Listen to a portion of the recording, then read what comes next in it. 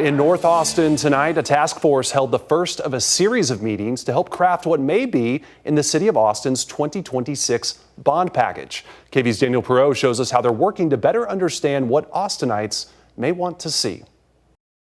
I'm very concerned with how I help folks who do not have the resources that I do.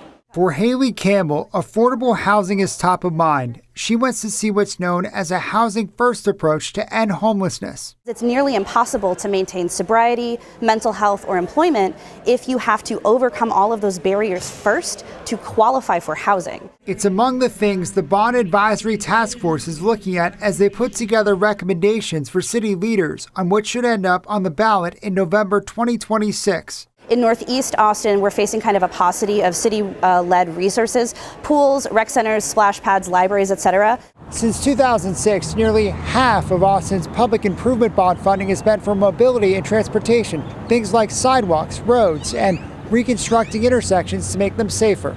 Our focus is really trying to get the right projects that do kind of cost a lot of money and can provide a lot of benefit to the community. The city has narrowed down a list to 66 projects totaling $3.9 billion, stretching from transportation to housing to purchasing more parks and green spaces. If we're going to continue to invest in our green spaces, we have to make a commensurate investment in our public transit. Community members have submitted more than 100 other ideas. Not all will make the cut because Task Force Vice Chair Francis Jordan says the city's recommended maximum bond is only $690 million.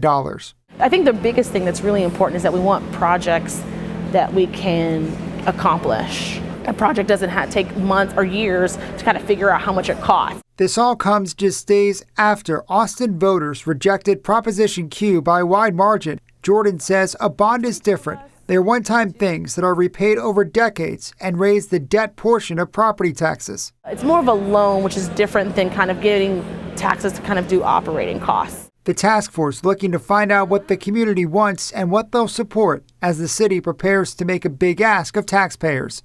Daniel Perot, KVUE News, Austin.